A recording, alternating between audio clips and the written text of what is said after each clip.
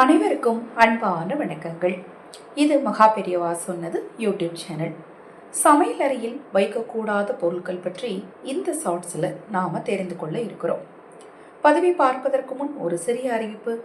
அக்ஷய திருதியை அன்று ஆதரவற்ற ஏழை குழந்தைகளுக்கும் முதியவர்களுக்கும் உணவளிக்க விரும்பினாலும், ஜெபமணி மாலைகள் வாங்க நினைத்தாலும், உங்கள் தனிப்பட்ட பிரச்சனைகளுக்கு பிரத்யேகமாக பரிகாரங்கள் செய்து கொள்ள விரும்பினாலும் 9344692042 இந்த வாட்ஸ்அப் எண்ணுக்கு தொடர்பு கொள்ளுங்க.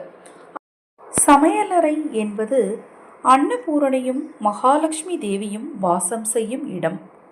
இந்த சமையலறையில் உடைந்த பாத்திரம், துருப்பிடித்த இரும்பு பொருட்கள் வைத்திருக்கக்கூடாது.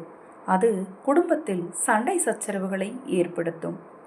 சமையலறையில் சமைக்கும் கழிவுப் பொருட்கள் குப்பை கூடையை வைத்திருக்கக்கூடாது.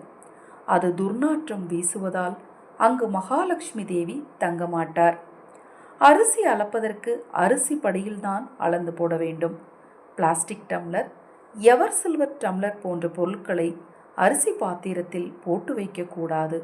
இதனால் செல்வச் செழிப்பு குறையும்.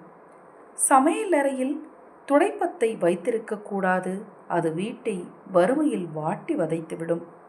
சமையலறையில் மருந்து மாத்திரைகள் வைக்கக்கூடாது. அது எதிர்மறை ஆற்றல் மற்றும் எதிர்மறை எண்ணங்களை ஏற்படுத்தும். இப்போ நான் சொன்ன இந்த தகவல் உங்களுக்கு பிடித்திருந்தால் லைக் பண்ணுங்க, உங்கள் நண்பர்களுக்கும் உறவினர்களுக்கும் தவறாமல் ஷேர் பண்ணுங்க. அனைவருக்கும் எனது அன்பு வணக்கங்களை கூறி இந்த பதிவை நிறைவு செய்து கொள்கிறேன். மகா பெரியவாவின் அருளால் நல்லதே நடக்கட்டும்.